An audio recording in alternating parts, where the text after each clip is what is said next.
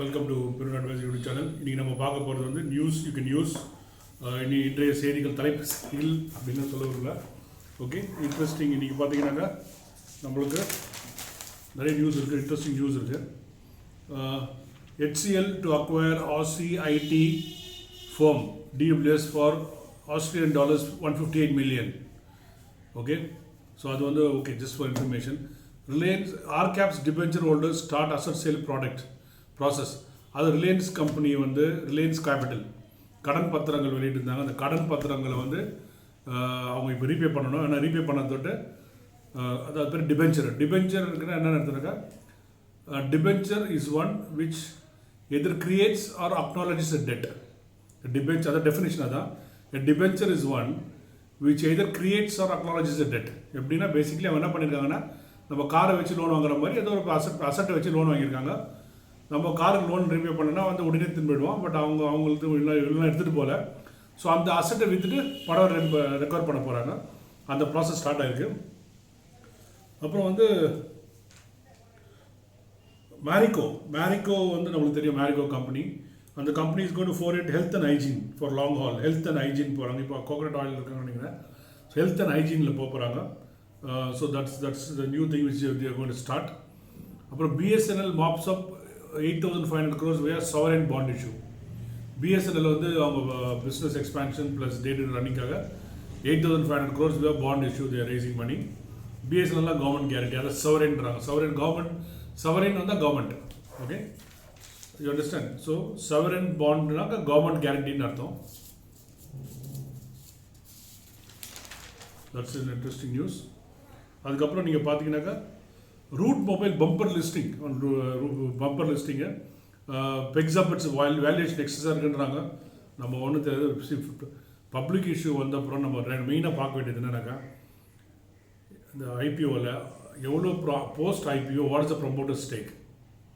அது ரீசனபிளி நல்லா இருக்கணும். 35-40 இருந்தால் காலி ஆகிடுவாங்கன்னு அர்த்தம். ரெண்டாவது you need wait for the first 2 quarters after listing what is the results. அதுக்கப்புறம் நம்ம பொறுமையாக வாங்கிக்கலாம். எப்படி எந்த ஸ்டாக் இருந்தாலும் ஒரு நாள் கரெக்ஷனுக்கு வரும். இப்போ ஐஜிஎல்னு ஒரு ஸ்டாக், சம்மர் ஸ்டாக் இப்போ நல்ல அட்ராக்டிவ் வேல்யூவேஷன் இருக்குது. பட் ஸ்டில் நம்ம வந்து அதை வெயிட் பண்ணணும். ஃபிபனாச்சி போட்டுங்க. I waiting for Fibonacci projection for IGL of the இதுதான். This is the problem. I only district news. Telecom companies need to pay 10% AGR news. அந்த 10% பிஃபோர் 31st March பே பண்ணுன்றாங்க. So அப்போ என்ன திருப்பி ஜனவரி மாதத்துலேருந்து telecom வந்து இங்கேயும் ஓடிட்டு இருக்கோம். நீ பிஸ்னஸ் லைஃப்பில் நியூஸ் கொஞ்சம் கம்மியாக இருக்குது. பிஸ்னஸ் ஸ்டாண்டர்டில் நிறைய இருக்குது news. Monsoon is going to be good monsoon on tidings may last till the year end. Okay, so இந்த வருஷம் மான்சூன் நல்லா இருக்கும். யூஸ்வலாக வந்து ஜூன் ஜூலையில் மான்சூனை வச்சு ஒரு மாதம் ஓட்டிடுவாங்க நியூஸ் சேனலில். இந்த வருஷம் அது பிரச்சனை இல்லை. பிகாஸ் கோவிட் எல்லாத்தையும் பார்த்துருச்சு.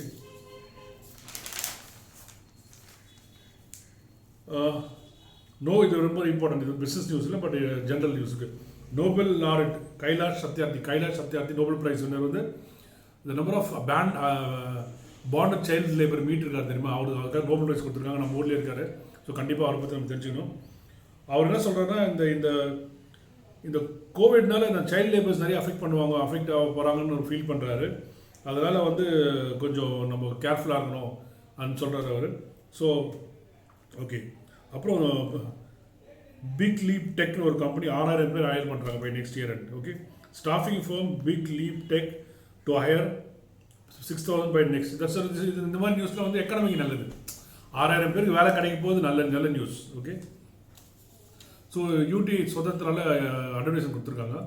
30-day ரூல் ஒன்று சொல்கிறாங்க. அப்படின்னு என்ன சொல்கிறாங்கனாக்கா, ஏதாவது ஒரு பொருளை நீங்கள் வாங்கணுன்னாக்கா வேஸ்ட்டாக செலவு பண்ணுறதுக்காக 30 நாள் தள்ளி போடுங்கன்றாங்க. 30 நாளுக்கு அப்புறம் உங்களுக்கு தேவைப்பட்டால் வாங்குன்றாங்க. ஸோ அதை பற்றி நிறைய விளவாரியாக கொடுத்துருக்காங்க.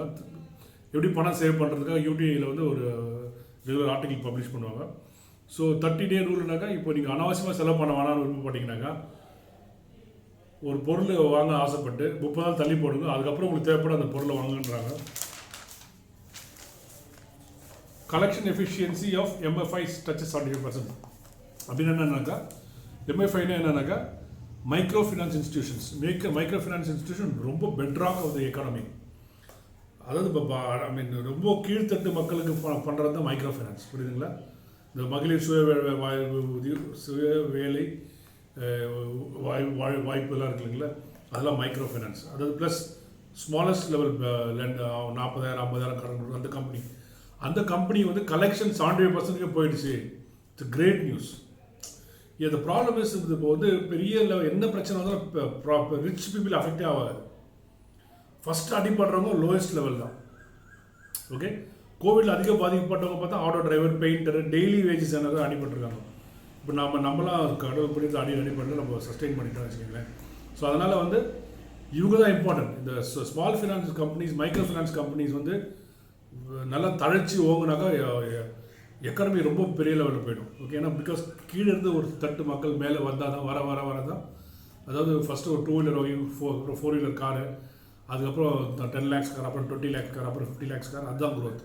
அந்த மாதிரி இம்பார்ட்டன்ட். இது very very important news today. The best news of the day is அந்த 6,000 பேருக்கு வேலை, collection efficiency of micro finance company நல்லா போனால் பெஸ்ட்டு. லார்ஜ் பேங்க்ஸ் நல்லா போனால் எக்கனாமிக் இன்னும் சூப்பர். ஓகே, இப்போ நம்ம வந்து HDFC மேலே ஒரு லா சூட் ஃபைல் பண்ணியிருந்தாங்கன்னு சொன்னோம் யூஎஸில்.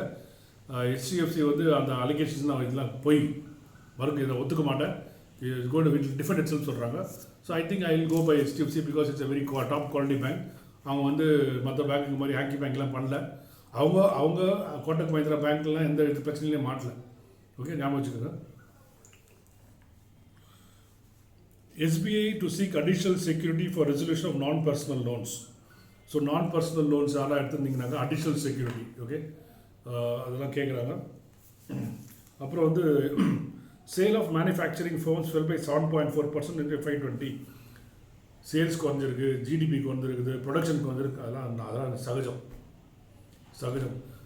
அதாவது மார்ச், ஏப்ரல், மே வாக்கிங்கே கூட போக முடியல, ஒரு லீவ் கூட போக முடியல. அந்த மாதிரி ஒரு சூழ்நிலையில் கம்பெனி என்ன ஆகும்?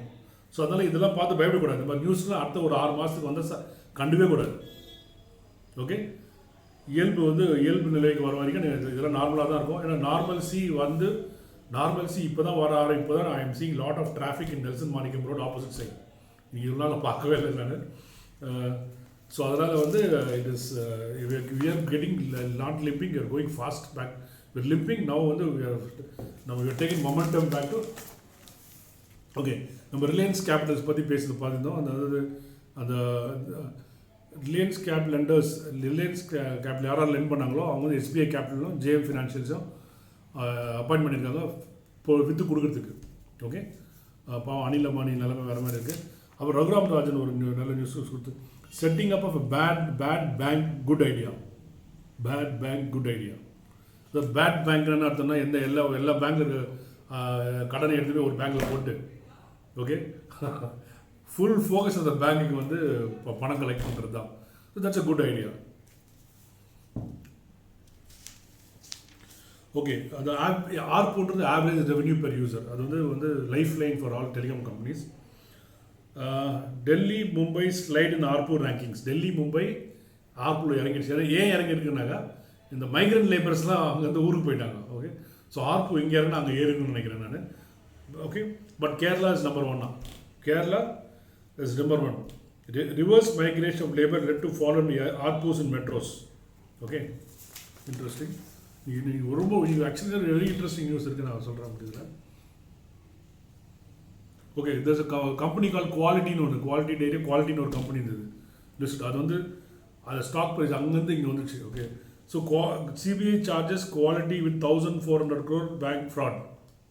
ஓகே, 1,000 crore பேங்க் ஃப்ராட்னா அவன் ஃபஸ்ட்டு ஜெயிலில் போட்டு அப்புறம் தான் பேசணும். அந்த டைரக்டர் ஆடிட்டர்லாம் என்ன பண்ணாங்கன்னு பார்க்கணும். அந்த problem is the biggest problem is இது வந்து என்னன்னாக்கா இந்த மாதிரி கார்பரேட்டில் வந்து இது get away just like that. ஒன்றும் பிரச்சனை இல்லை. நான் என்ன சொல்கிறேன், ஒரு ஃப்ராடுனாக்கா ஃபஸ்ட்டு ஆடிட்டர் இந்தியாவில் இருக்க 100 ஆடிட்டரை பிடிச்சி உள்ளே போட்டால் எல்லாம் சரி. ஓகே, பிகாஸ் ஆடிட்டர் தான் கண்டுபிடிக்கலாம் ஈஸியாக. பட் அவங்களுக்கு தெரியாமல் இருந்தால் வேறு கதை. But where the auditor is also இன்வால்வ்டுன்னு வச்சுக்கோங்க. நம்ம அதுக்கு எல்லாம் அந்த மாதிரி விட்டோம்னாக்கா எல்லையே கிடையாது நாட்டில். Okay, CBI business activity may not touch normal levels before March 21. CAB அந்த ரேட்டிங் சொல்லுது business activity may not touch normal levels before 2021 அப்படின்னு கேர் சொல்கிறாங்க. அதனால் வந்து we have to take care of that, we have to take cognizant of that. So அதனால் வந்து இப்போ நம்ம ஒரு 1 minute பேக் சொன்னோம். ஸோ பிஸ்னஸ் ஆக்டிவிட்டி இப்போ தான் பிக்கப் ஆகுது, நார்மல்சி வருது. At least till another 2-3 quarters we'll have to wait.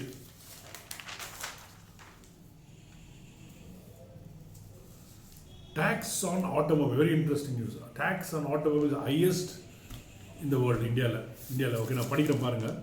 India 28%, okay, South Korea 10%, ரஷ்யா 20%, UK 20%, USA no direct taxே கிடையாது. ஜப்பான் கன்சம்ஷன் டேக்ஸ் 10%, கன்சம்ஷனாக கலெக்ட்.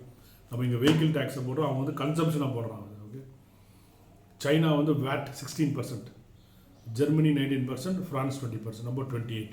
ஓகே, அவங்களுக்கு நிறைய. ஓகே, ஸோ தட் வந்து ஓகே. அப்புறம் Skoda relooking at diesel for bigger cars. Skoda wants to get it to diesel model for bigger cars. Others, major banks, Indian banks figure in suspicious transaction list. Suspicious transactionனாக்கா ஒரு external agency வந்து இது வந்து கொஞ்சம் advance subject, time ஆகும். But money illegal money laundering, terrorist funding அந்த மாதிரி நடந்திருக்க வாய்ப்பு இருக்குன்றாங்க. அதில் நிறைய பேங்க் இன்வால்வ் இருக்காங்க, தெரியாமல் நடந்திருக்குன்றாங்க. ஒரு சில பேங்க்ஸ் சொல்கிறாங்க இந்த மாதிரி சஸ்பீஷியஸ் டிரான்சாக்ஷன் நாங்களே ரிப்போர்ட் பண்ணியிருக்கோம் ஆர்பிஐக்குன்றாங்க. அது nothing to worry. Okay, Jindal Steel takes 12% hit. Okay.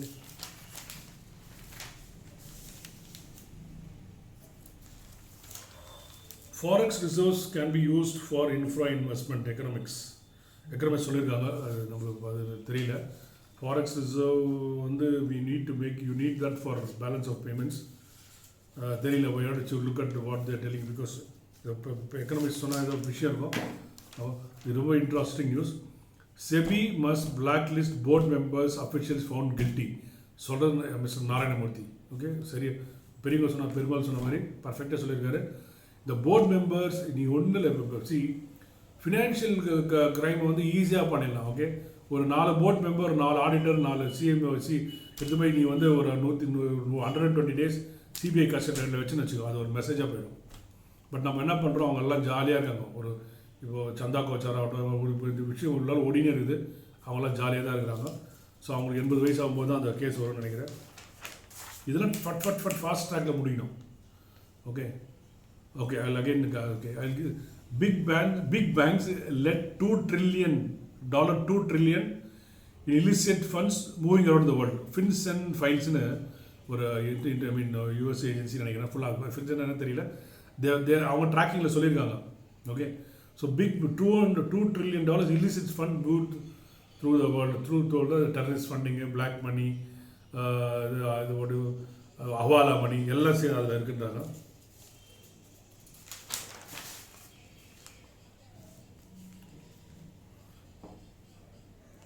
IDBI Bank prepares for 11,000 crore QIP, appoints 6 banks.